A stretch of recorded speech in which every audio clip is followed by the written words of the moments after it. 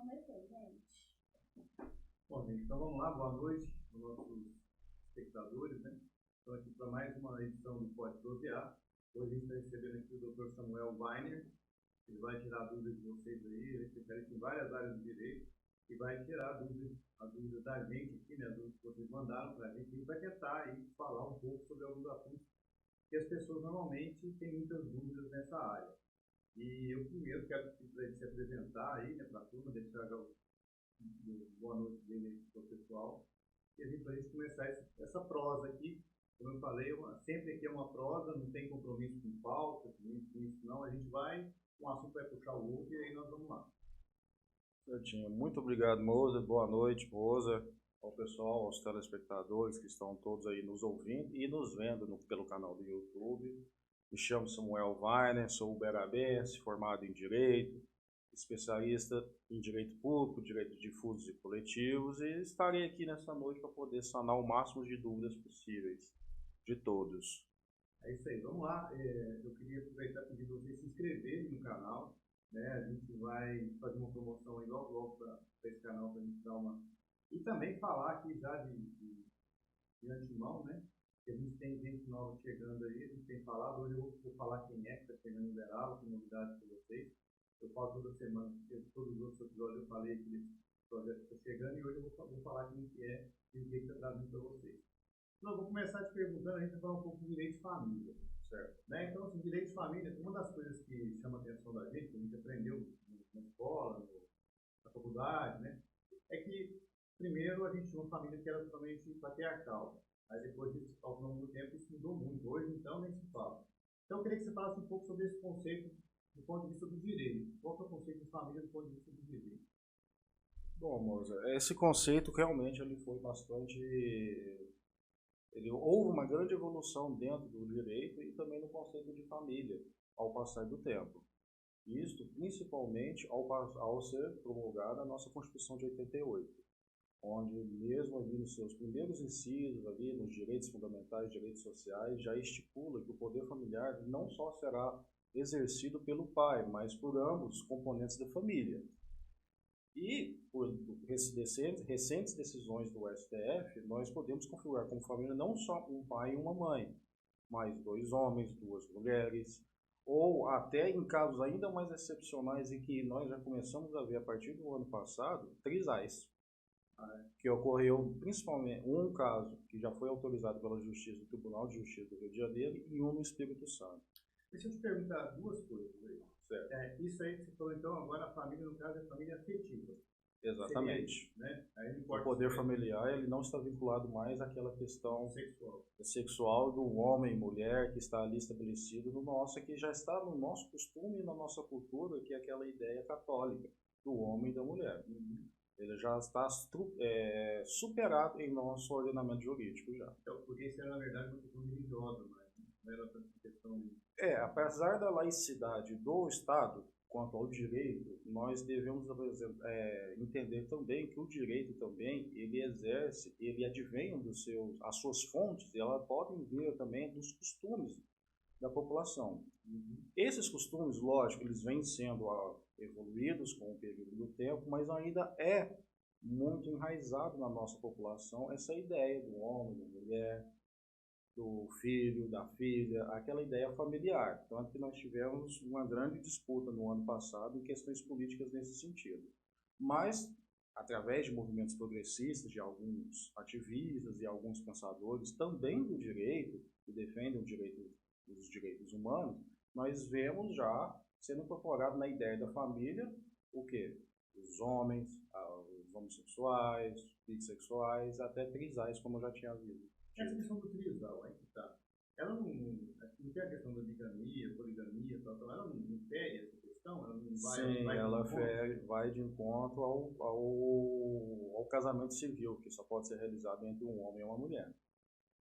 Na verdade, esses trisais, eles só foram reconhecidos em cartório para o reconhecimento de paternidade dos filhos. Não são casamentos legais assinados em cartório ainda, e também eles ainda não foram também, muito menos a igreja, né, religioso. É porque nos Estados Unidos tem estados que é permitido, né, o homem ter mais de uma mulher, sim, então, sim. 4, uma coisa assim, né? Então, se eu falei errado aqui, desculpa aí, porque depois eu tentei lembrar aqui, não lembrei. Mas eu sei que lá tem estados americanos onde tem, cara, tem mais de uma mulher, então é natural. Outros países, né? Sim, exatamente. Como a gente já estava falando, né? A ideia de que nós vivemos num país que nós temos uma cultura católica romana, o que acontece? Está enraizado ainda na nossa cultura essa ideia da família ser construída por um homem e uma mulher, e o casamento ser uma monogamia. Mas você pega países de cultura islâmica, como países do Oriente Médio e também da África subsaariana, que foram todos ali colonizados por islãs, muçulmanos no caso, ali já é uma outra cultura, que já permite ao homem possuir mais de uma esposa. Porém, nesses casos, nesses países, ele já tem algumas observações. Por exemplo, cada esposa deverá ter sua casa, cada esposa deverá ter o mesmo direito que a outra tem. Então, se uma recebeu uma joia, as demais também receberão a mesma joia de presente. Então, os direitos são iguais para todos. Então, ali também há essa ideia da patrística, que seria o homem prover as mulheres de forma igual. Então, se o homem não for capaz de provê-las de forma igualitária, eles não poderão ter mais de uma família. Aqui no Brasil é complicado, porque o cara fazer isso não é coisa aqui. Mas vamos falar um pouco aqui da gente aqui, algumas questões que apareceram para a gente durante a semana, quando a gente falava disso, a gente buscava isso. E uma delas é a seguinte, a questão da licença, da pensão alimentícia. A pensão alimentícia que é uma questão que muita gente quer saber, assim, até quando tem que ser pago. Se eu, por exemplo, tenho um filho, aí eu paguei, até meu filho teve 14, 15 anos, eu paguei direitinho. Aí parei de pagar. Até quando a mãe tem direito de recorrer? Como é que é isso? Se tem direito a 13º? Todas essas questões envolvendo pensão alimentícia. Queria que você corresse um pouquinho sobre essas questões. Certinho. Bom, vamos lá por partes, né? Primeiro eu quero esclarecer uma coisa que eu na minha atuação como advogado já me deparei, e eu gostaria de primeiro fazer uma distinção, porque existe a pensão alimentícia e a pensão por morte decorrente da morte do genitor, né? O direito civil ele difere do direito previdenciário. Logo, vamos falar primeiro do previdenciário, que ele é um pouco mais simples, ele não tem muitas nuances, muitas exceções nesse caso. Dentro do direito previdenciário, na ausência de um dos genitores, o herdeiro dependente ele passa a ter direito à sua pensão. Essa pensão ela vai até os 21 anos de idade de forma irrevogável. Não pode ser postergada, não pode ser estendida em caso de qualquer tipo de deficiência não, essa é a única exceção. Mas ela não pode ser postergada, por exemplo, que é o que mais acontece, do filho dependente estar realizando uma faculdade. Nesse caso, não há possibilidade de extensão. Apenas uma exceção, que é a deficiência física pré-existente antes dos 21 anos de idade. Aí, nesse caso, a pensão torna-se vitalícia, ou enquanto permanecer aquela deficiência que impeça de elaborar na vida civil. Existe até uma piadinha sobre as mulheres de vida fácil, né, que saiu agora, principalmente no ano passado, que as mulheres de vida fácil seriam as filhas de militares. E com elas é diferente. Até, não sei se mudou, mas acho que não mudou, não. Porque, mudou. Assim, não casando, recebe até, a gente conhece caras que vai levando ali e toca o barco, né? Para elas é diferente.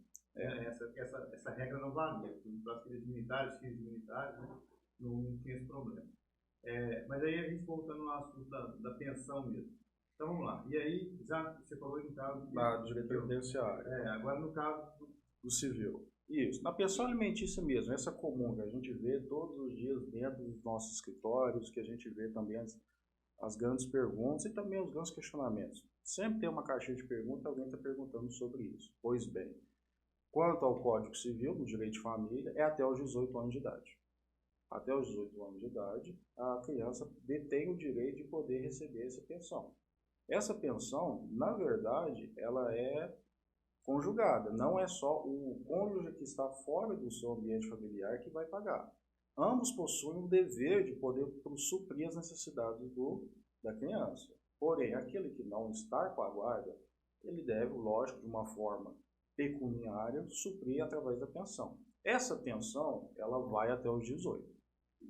Só que existem algumas particularidades. Por exemplo, aos 18 anos de idade, que é geralmente a idade em que as crianças, aí já é adolescente, formam no ensino médio, também é a idade também que é realizado o vestibular e é o ingresso ao ensino particular, ao ensino superior, desculpe. Aí vem a grande questão, tem que pagar até o final do ensino superior? Tem, porém, esse curso ele é integral, ele é noturno, por quê? O dever de suprir a pensão a partir dos 18 anos de idade, ela é obrigatória a partir do momento que o curso na qual ele esteja matriculado seja integral. Isto é, não possibilite que ele labore durante aquele período comercial, vamos dizer, das 8 às 6. Então, se passa numa medicina, ok, porque via de regra, o curso de medicina ele é um curso integral, fica o dia todo e impossibilita de trabalhar.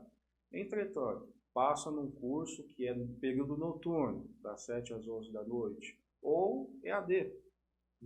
Isso não impede do que aquele filho, possa vir a trabalhar e já passar a cumprir os seus deveres civis e também se sustentar. Então, essa é a grande particularidade que há dentro do direito civil. Aos 18 se encerra, porém, com a vinda de alguma faculdade ou algo do tipo, ela vem, que é onde vem as grandes dúvidas, que tem que pagar até o final da faculdade. Aí tem esse porém. Se for integral, sim, via de regra. Sempre há exceções, por isso é bom procurar um profissional. Mas, via de regra, ele vai continuar pagando para poder suprir as necessidades do filho até a sua formatura. Ou, agora, se for a noturno, ou que não impeça ele de laborar no período comercial, aí já não há mais a obrigação. Quanto ao 13º, aí é uma outra particularidade que deve ser observada, pois às vezes o genitor que faz o pagamento da pensão, ele é um autônomo, ele não tem 13º. Se ele não tem 13º, não tem como ele pagar o 13º. Então isso tudo deve ser muito bem observado dentro da sentença, onde foi proferida o mandamento o ordenamento de pagar a pensão e os valores. Mesmo se ele for um trabalhador, um seletista ou estatutário, que é um funcionário público, se a sentença deixar de dizer que a pensão será devida também sobre o 13º, ele não irá pagar. Então devemos ficar aí nesse caso, devemos contratar um bom profissional para que ele esteja atento e nesse momento fazer cumprir o direito inclusive naquela verba remuneratória do 13º, de um seletista ou de um estatutário, que é o pai ou a mãe que esteja pagando a pensão. No caso, vamos supor, eu tenho filho e tal, comecei a pagar, aí eu tenho que não vou pagar isso mais não. Certo. Se vira para lá. E aí? E paguei até um certo período, depois pago um mês, não pago 3, não pago 4. Qual que é o período que a pessoa tem para correr atrás disso? Das minhas clientes, que eu sempre faço, eu costumo dizer que é do outro dia. Porque o que acontece? Quando a desoneração não se paga, deixa de se cumprir com aquela obrigação, há-se o direito de entrar com uma cobrança, uma execução, que no caso seria a execução da pensão. E essa execução ela pode ser realizada de várias formas.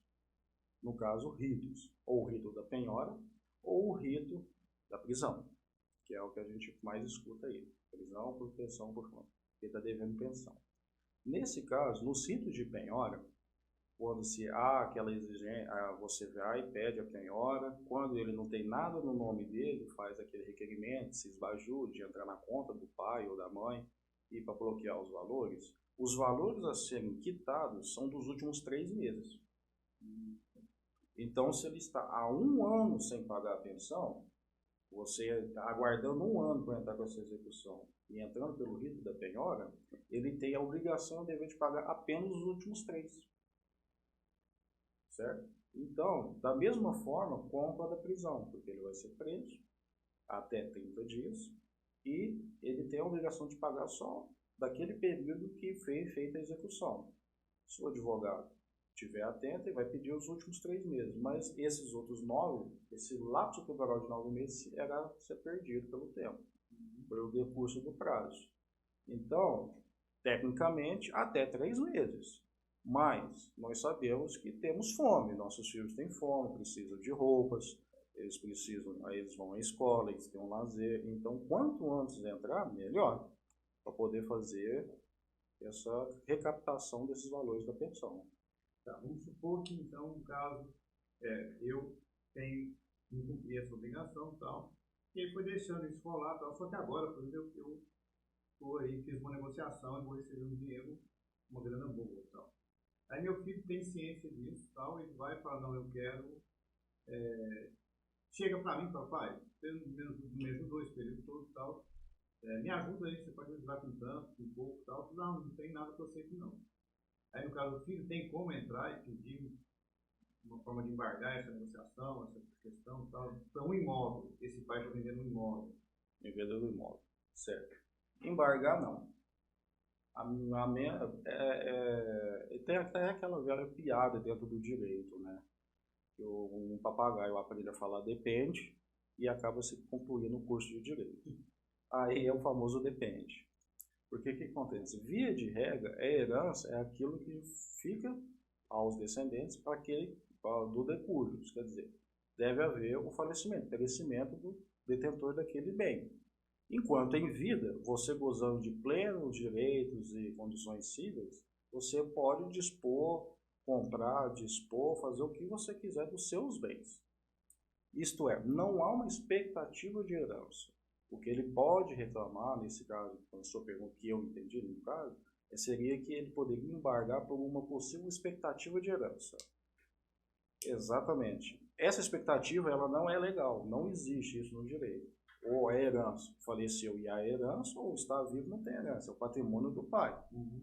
Alguns casos, em exceção, por isso eu disse o depende, pode ocorrer dele embargar por casos em que, onde o pai, o genitor, possa estar sofrendo de algum tipo de deficiência mental, ou algum tipo de cometimento de alguma doença, um Alzheimer, Parkinson, ou qualquer outro tipo de doença degenerativa mental.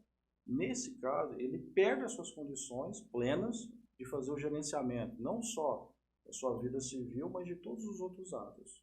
Nesse caso, existem, lógico, mecanismos jurídicos a serem utilizados para poder suprir essa deficiência. Mas se eles não forem utilizados naquele momento, no caso a curatela, o filho pode sim embargar, inclusive trazendo laudos médicos, falando, olha, meu pai não está em plenas condições mentais, ele não está pensando muito bem, e ele está dispondo do bem, está dilapidando todo o patrimônio ao ponto de ele ficar desguarnecido. Porque diante da velhice, o poder familiar ele passa a se inverter. O pai tem a obrigação de prover o filho até a sua maioridade, certo? E fazer todo aquele gerenciamento dele. A partir do momento em que o pai chega à velhice e torna-se já um incapaz civilmente, não estou falando de, é uma pessoa que não pode fazer nada, não, mas aí chega um momento que ele se debilita com a idade. Nesse momento, os filhos têm a obrigação de cuidar dos pais, vamos assim dizer. Eles têm esse dever de trazer toda essa assistência familiar, certo? Então, nesse momento, se vocês, por exemplo, nesse caso, dilapidar esse patrimônio em decorrência de algum tipo de intempérie, algum tipo de deficiência ou doença, e for detectado pelo filho, inclusive deixando em situação de vulnerabilidade, ele pode embargar. Mas essa é uma exceção. E via de regra, não. Outra questão, pessoal, agora vamos falar um pouquinho da questão de herança. Vamos supor, eu tenho filhos, e aí eu tenho consciência que eu tenho um filho fora do casamento. Eu tenho consciência disso, sei, mas nunca reconheci esse filho, nunca, nem nada, tal. Nunca dei satisfação para esse filho. Só que eu sei que esse filho vai estar investigando e vai acabar descobrindo que eu sou o pai. Coloca um exemplo aqui, tá? Tudo é exemplo que eu estou dando aqui, não tem nada comigo, não. E aí, eu reúno meus filhos, então, e falo, olha, vai aparecer o irmão de vocês aí, porque eu não quero deixar nada para ele. Então eu vou fazer aqui o testamento, vai ficar tanto para você, tanto para você, tanto para você. E se ele aparecer aí, você deixa, espera eu morrer, não fala nada para ele, na hora que eu morrer, vocês pegam lá e tá tudo bem, e ele se lasca. Certo. Esse filho, no caso, tem como ele recorrer disso? Esse filho, ele fez o exame, provou que ele é filho e tal, ele tem como recorrer disso? Se já está provado, ele tem como entrar como com intervenção de terceiro dentro do processo de inventário e fazer uma contestação, fazendo um pedido para que seja repactuado toda a divisão da herança que foi deixada pelo pai ausente. Ele pode e tem esse direito, uma vez provado que ele realmente é o filho. O exame já existe. Porque muitas vezes... Assim, ele já é reconhecido pela família depois, no caso. A família já sabe, a própria família já sabe, então só que aí... eu falo isso porque ocorre muito de que apareceu um filho após a morte. O pai deixa um patrimônio, até considerável, e misteriosamente começa a aparecer filhos. Filho dali, não sei o que lá. Aí, nesse caso, há necessidade de realizar uma ação para que se, primeiro, reconheça a paternidade e, uma vez reconhecida a paternidade, aí sim ele tem o direito à contestação, à herança. Ele vai lá contestar o processo de inventário e vai lá e vai reivindicar os seus direitos. Tem um prazo para ele fazer isso? Ele tem um prazo para isso, por exemplo, para ele perder esse direito? Não tem um prazo para ele perder o direito. O que acontece é o seguinte, é que os outros herdeiros eles podem já dispor desses valores.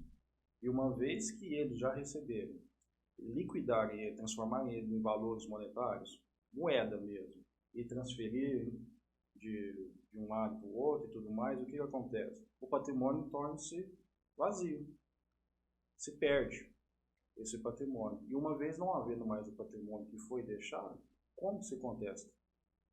Aí ele deveria entrar com uma ação de cobrança, alegando, aí isso vai se estender ao tempo, ao ponto de que vai chegar um momento que ele não vai receber. Quem vai receber é os filhos, né? Se for receber. No caso, tendo bens imóveis, alguma coisa assim, no caso aí sim, aí ele pode entrar. Lembrando que na ação, no inventário, você pode entrar aí atualmente, pela nossa legislação, você pode entrar pelo cartório, esse é judicial, quando não há nenhum tipo de litígio dentro da partilha, pode ser realizado extrajudicialmente, que é no cartório, salvo se houver menores de idade. Se houver menores de idade, tem que ser feito pelo cartório, pela justiça, desculpe. Agora, há também um prazo de 60 dias legais para que não haja a imposição de multa, o famoso TCMD, o Imposto de Redução Causa Mortes ou Doação. Porque uma vez passado esse período, a Receita passa a aplicar a multa pela demora por ter entrado com aquele processo de inventário. Outra questão que o pessoal pergunta muito é a seguinte: a pessoa, no caso, né, o homem ou a mulher, abandona a família. Né, o cara está ali, tem uma casa ali e tal, o cara abandonou a família lá naquela casa e tal. Passado um tempo, esse cara volta e fala: não, ó, eu vou precisar vender a casa, vocês têm que sair daí. E aí? Então, esse imóvel é de quem? Pois é, essa é a questão. No caso, seria dele e da esposa. Tá no nome de ambos. Isso. Aí ele chega e fala: você tem que sair, eu quero que você saia, porque eu estou vendendo. Aí depois eu te dou aí uma parte do dinheiro. Como é que fica essa questão? Então, legalmente não. Ele não pode, principalmente, tirar sua esposa, sua companheira, ex-companheiro nesse caso, e seus filhos. Até porque ali é um bem familiar.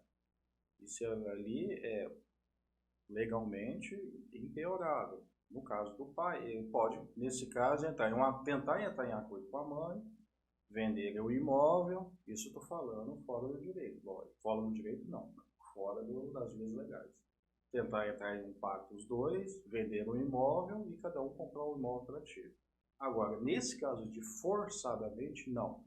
Porque tanto a esposa, a ex-companheira, ao ser abandonada pelo marido e com os filhos, ela goza do direito, do poder de habitação daquele imóvel. Então, aquele imóvel não pode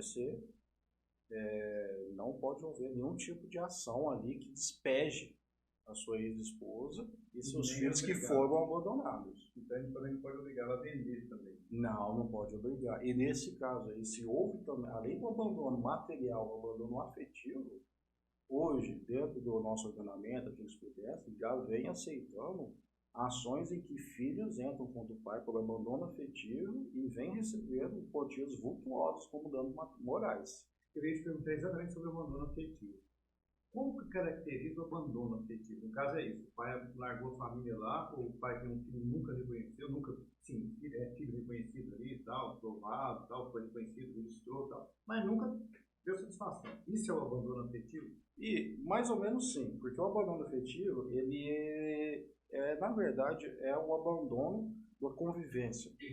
Ele passa a não conviver mais com os filhos em datas festivas como Dia dos Pais, Dia das Mães, Natal, Semana Santa, Ano Novo, aniversário da criança, tem reuniões na escola e o pai despreza. Esse tipo de afastamento em que a pessoa não dá, além do seu suporte material, mas também um afeto à criança, que hoje nós já sabemos que é muito importante, ele configura com o abandono afetivo.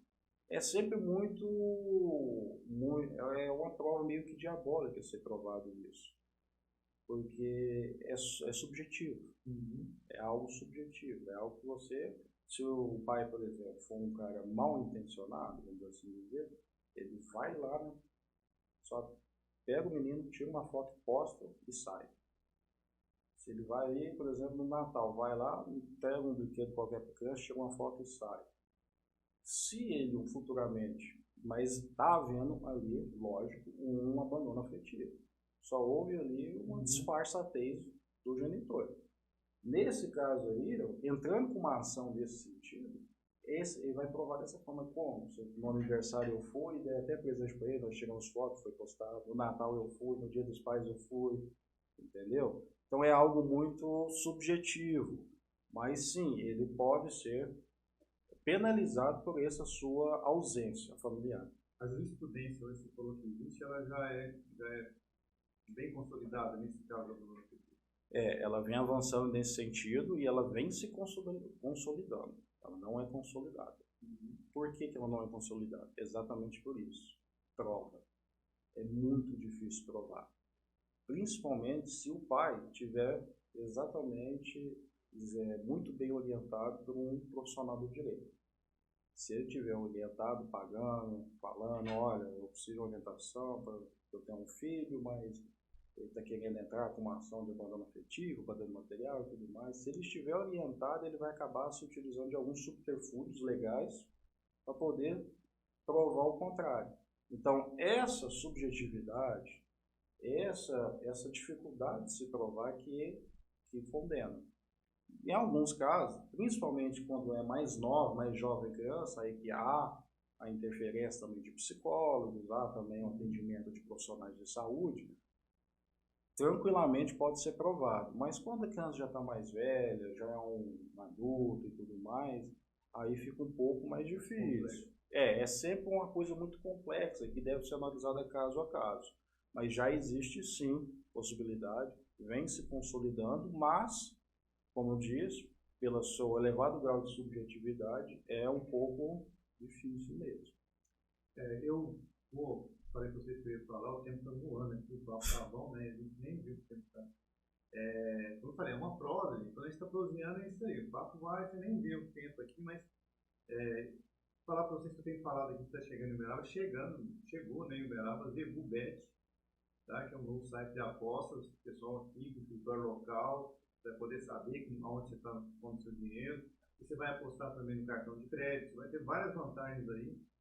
A partir de amanhã a gente vai estar trazendo aí também o site, o pessoal vai estar trazendo aí também as informações todas que você quer apostar, todas as informações que você possa, mas já vai anotando esse nome aí, Zebubet, então já é uma realidade em Uberaba, pode se preparar aí que você pode pagar sua aposta no cartão de crédito. Quem gosta de apostar, tá aí uma boa. Amanhã a gente vai falar com o presidente da Fundação Cultural, o Cássio Facuri, e a gente vai falar um pouco sobre as comemorações do dia 13 de maio, né? E vamos falar também sobre algumas questões aí envolvendo uma questão do direito, inclusive, que é racismo, essas questões todas aí, a gente vai abordar isso. Mas hoje eu não vou falar sobre isso na questão do direito, não. Vou falar um pouquinho do direito do consumidor. Porque também é outra questão assim, que é muito ampla, né? E aí, até ontem, eu comentando que você viria aqui no nosso podcast, no Pode Prosear, que é o podcast da Folha Uberaba, inscreva lá no canal, por favor, vai lá, inscreve, vai no sininho lá, toda vez que você for no podcast, você vai ter as informações, depois vai no Instagram da Folha, vai no Facebook da Folha, que você vai ver lá todos como você vai se inscrever no nosso canal. Bom, e aí a gente estava conversando o seguinte, até aconteceu comigo, Carlos, esse foi comigo mesmo. Ontem, por infelicidade, meu celular caiu e quebrou a tela. Aí eu liguei em algumas empresas, tá? E uma pessoa falou para mim o seguinte: não, pode ter sido só o vírus. Mas aí é o seguinte: você deixa ele aqui e a gente faz. Só que pode ocorrer na hora de desmontar, tirar o vírus, estragar a tela. Aí você tem que pagar mais tanto porque eu tenho que trocar a tela. Aí eu queria saber: esse procedimento é correto, de acordo com o Código de Defesa do Consumidor? O risco é meu ou o risco é de quem tem a capacidade técnica de fazer o trabalho? Isso, exatamente. Não, esse risco é um risco inerente à atividade empresarial dele, no caso. Então, esse risco não decorre do senhor, para você. Nesse caso aí, o que você tem direito é o quê? É um prévio orçamento que vai poder ser estabelecido ali, vai falar o valor, vai falar qual que é a peça que foi danificada e qual que é o valor do conserto. Se desse conserto, por uma inaptidão, por uma negligência ou por uma omissão desse operador, ele acabar por danificar um outro componente, aí isso está vinculado ao risco da atividade exercida por ele. Logo, esse custo não será seu, será dele a partir do momento que ele possui aquele risco de poder danificar aquela peça ao fazer substituição de outra. Isso vem acontecendo bastante, e principalmente por causa daquela ideia da lei de Gerson, que nós vemos muito aqui no Brasil, né? Vai que cola, né? Ele sabe que ele deve passar um orçamento prévio, o orçamento, vamos falar que a tela do celular é 1x, mas ao remover ela eu corro o risco de romper o lacre 2x, logo o preço da reparação, caso eu rompa, vai ser 3x e vai ser do senhor. Mas o que acontece? Qual que é a falha? Qual que é o defeito? É a tela. O valor qual é? 1x para poder trocar a tela e a mão de obra. Logo, esse é o valor que você foi combinado e que você autorizou. Qualquer tipo de interferência realizada, qualquer tipo de dano ou algo que possa vir a acontecer no meio desse conserto, aí é inerente ao risco da atividade vamos dizer assim, não operador, do profissional que está ali reparando, o reparador. Tá.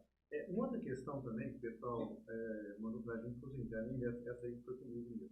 Essa aqui eu ouvi hoje, que a pessoa comprou um carro novo, né, está na garantia ainda, estava com ele ontem na rua aí, circulando, tal, de repente a roda, no meio do trânsito, a roda se soltou e causou um problema, claro. Não tem como acontecer isso. Então, assim, essa pessoa tem direito de procurar justiça contra a empresa que vendeu o carro para ele? Bom, primeiro nós temos que analisar aí o que aconteceu realmente. Aqui eu não sou advogado, eu fui mecânico antes de me formar em direito, então eu posso falar também muito bem dessa área, principalmente nessa área de garantia, no direito do consumidor. Essa perca, esse deslocamento, essa roda que se soltou do veículo, ela foi ocasionada pelo quê? Como uma falha de prestação do serviço da concessionária? Segundo o cliente, sim. Segundo ele estava normalmente, de repente a roda soltou. O carro que ele comprou recentemente, ele nunca chegou a trocar um pneu nem nada, entendeu? Zero. Assim, nunca foi fazer uma revisão? Nada.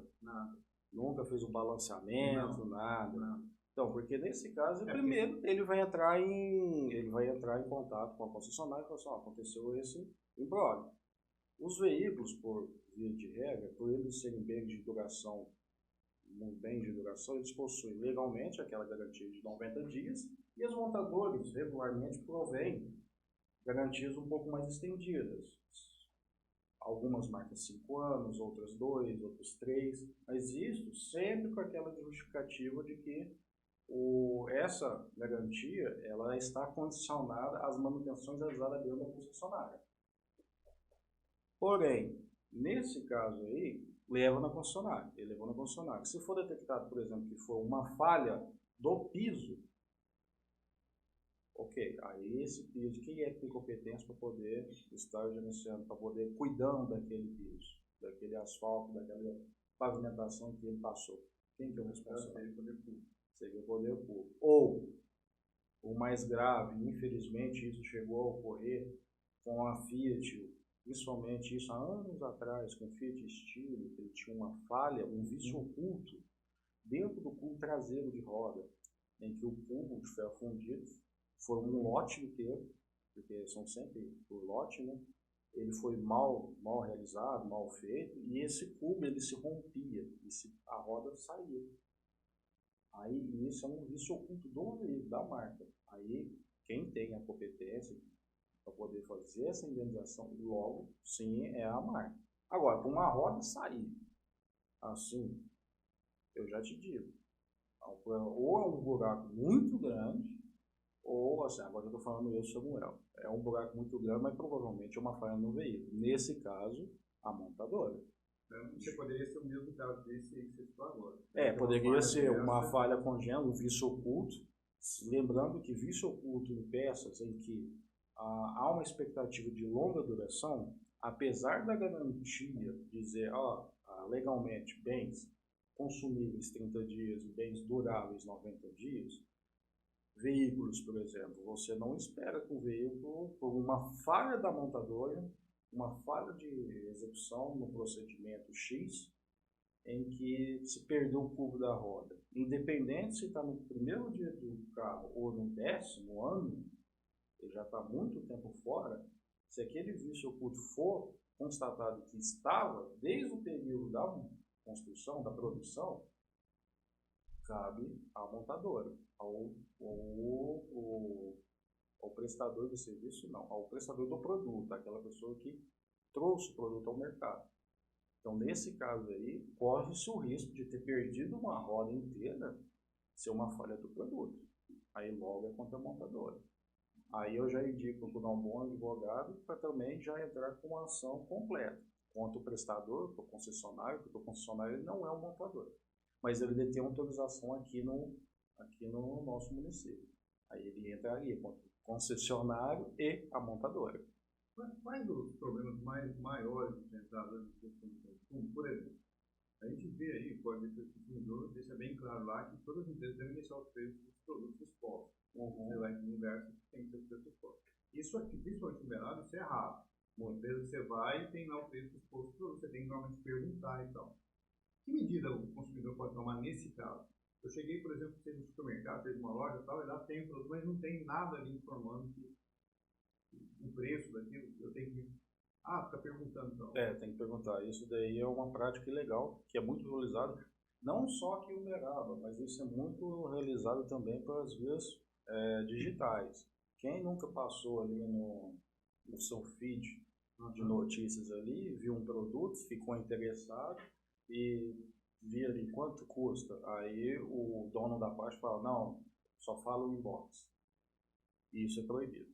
Legalmente, ele só poderia realizar essa presa, quando ele está ali fornecendo o produto, ele deve fornecer o produto já com o valor à vista e, em caso parcelado, ali também bem à vista para poder fazer aquela sua merchandise. Essa prática, ela induz o quê?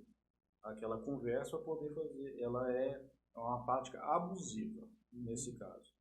Quanto às redes sociais, vamos deixar de canto um pouco, porque você perguntou sobre nas lojas. No caso, aqui em Uberaba, você pode ter contato com a vigilância da PROCON. O PROCON ele tem o direito e o dever de poder vir e poder sanar esse tipo de irregularidade que esteja ocorrendo no momento. Ela é o órgão atuador e o órgão regulador, não só regulador, mas fiscalizatório, capaz de poder fazer suprir e afastar essa falha que está tendo naquela prestação de serviço. Hoje a gente viu que hoje a lei permite, né, você colocar algum preço diferente para quem paga no débito e paga no crédito. Hoje é legal isso, tá, gente? O pessoal que coloca os avisos hoje, que é lei, se eu vou pagar no crédito, o cara pode cobrar um pouco a mais, se eu vou pagar no débito, é um valor diferente, se eu vou pagar no débito. Mas a gente tem um problema sério que é a questão, por exemplo, você chegou no lugar, a tal da consumação.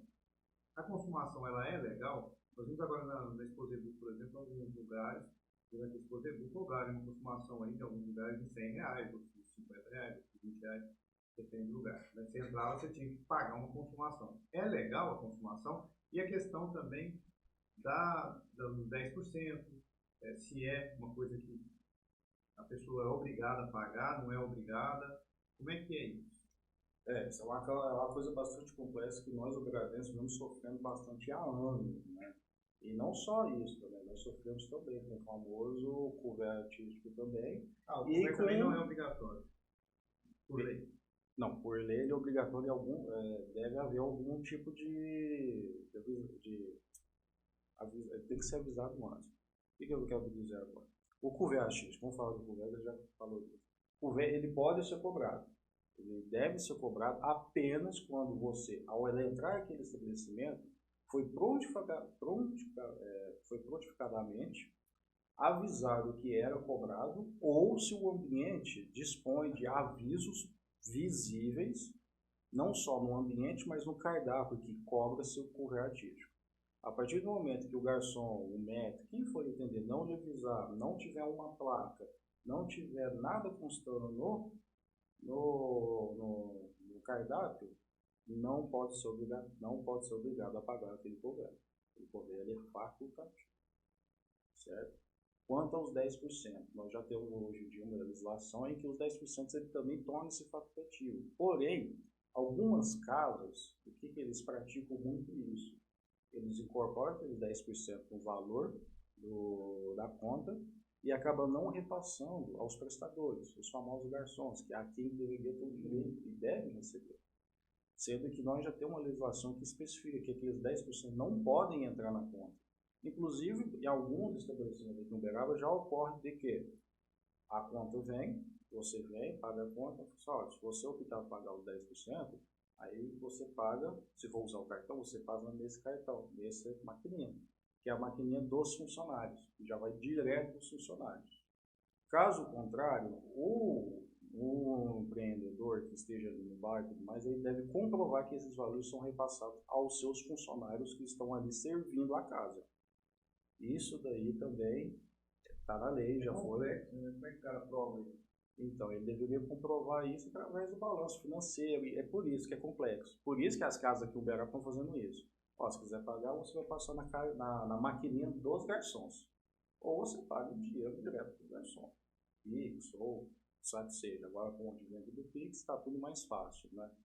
Mas essa parte mas ainda acontece disso, de ser incorporado e eles não comprovam que esse valor é repassado aos garçons. Isso fica muito complexo. É muito complexo porque como você vai lá e fala assim, não, me mostra seu balanço financeiro, mostra que você pagou esses 10% aos seus empregados. É muito difícil. Quanto à comanda, a perda da comanda, como a gente já teve muitos bares aqui liberados, utilizavam-se da comanda e tudo mais. A comanda é R$180, é R$200, é R$300, R$500. Já teve casos aqui bem vultuosos os valores. Nesse caso também você não é obrigado a pagar, pois a partir do momento que você ingressou naquele ambiente e começou a consumir, a obrigação de fazer esse controle do seu consumo é do estabelecimento. Não poder impor a sua obrigação ao consumidor. O máximo que essa empresa pode realizar é cobrar o valor do cartão. Só que esse cartão não vai valer os 200, 300, 400, 500 reais. Ele deve falar assim, o máximo, o controle do seu consumo deve ter sido realizado pela empresa, então ele não pode pagar nada além do que ele consumiu, eles não podem impor nada além, e também eles não podem infligir uma multa da perda daquilo, podendo apenas cobrar o valor daquele ticket, comprovado através de nota. Ele tem que apresentar uma nota fiscal falando, não, esses tickets custaram R$5 cada um. Então, o máximo que ele pode fazer, se custou 5, eu vou pagar 5. Eu consumi isso e vou pagar o que consumir. Essas multas também são práticas abusivas. Quanto aos valores de consumação mínima, é o que nós chamamos, que já é conhecido por todos, da prática da venda casada.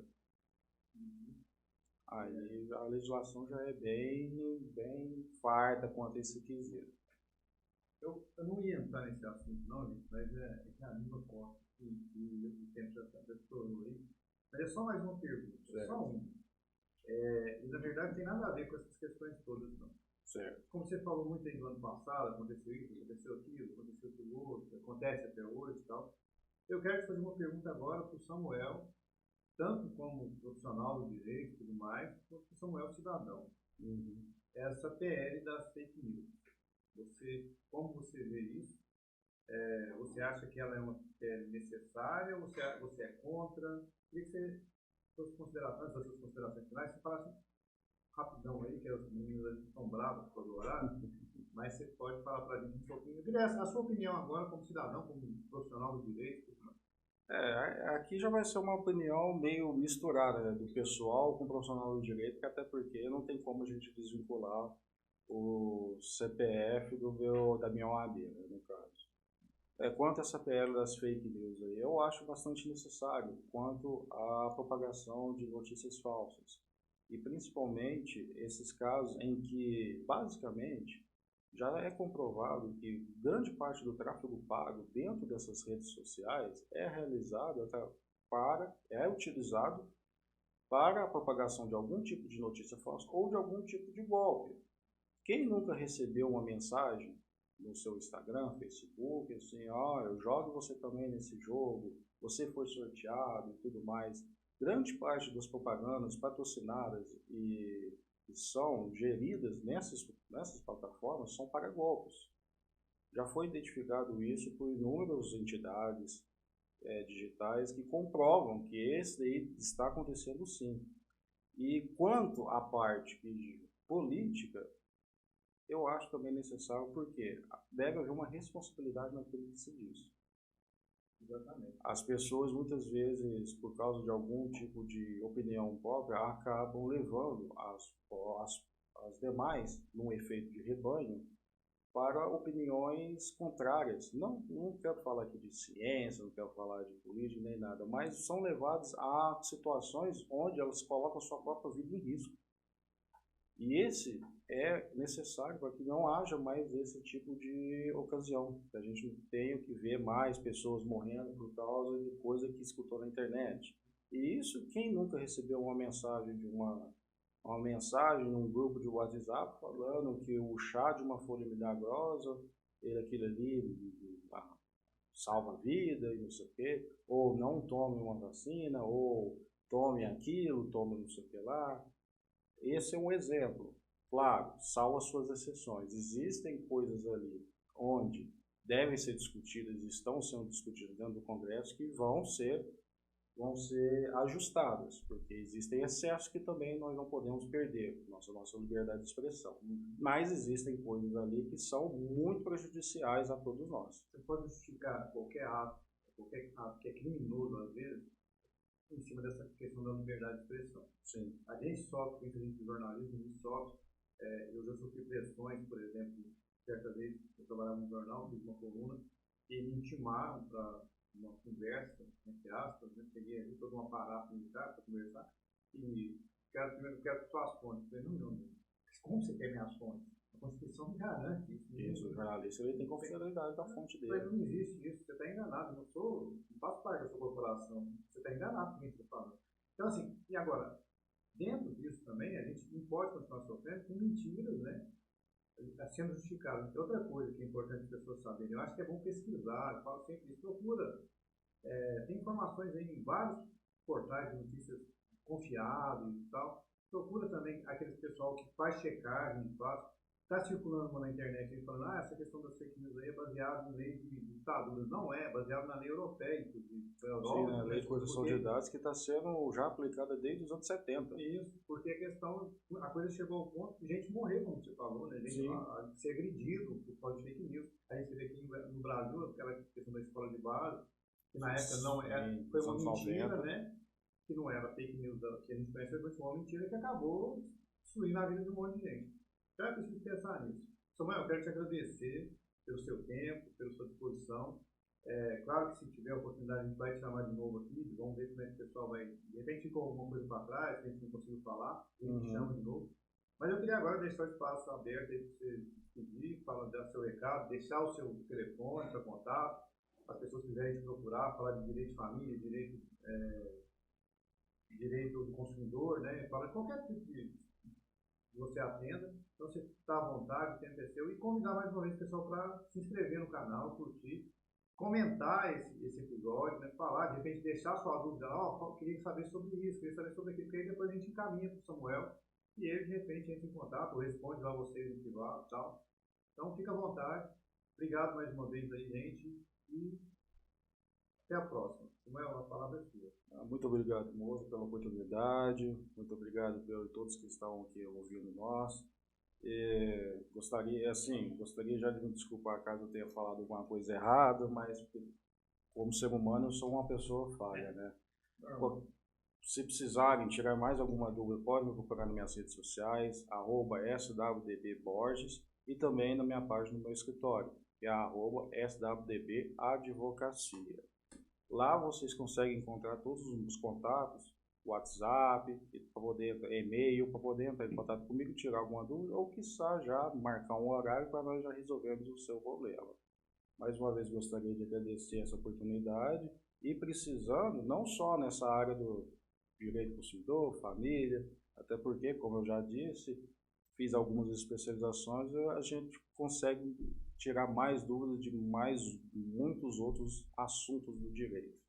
Qualquer dia a gente vai te chamar aqui, vamos trazer mais um, para a gente fazer um debate aqui. Eu sei que você gosta de política, gosta de filosofia. Sim. Então a gente vai trazer dois aqui. Qualquer dia eu vou fazer um podcast assim do meu jeito e deixar dois ali debatendo, cada um defendendo uma linha, para a gente vender, depois você consegue vender esse texto. Obrigado, gente. Obrigado, Samuel. Obrigado, um abraço.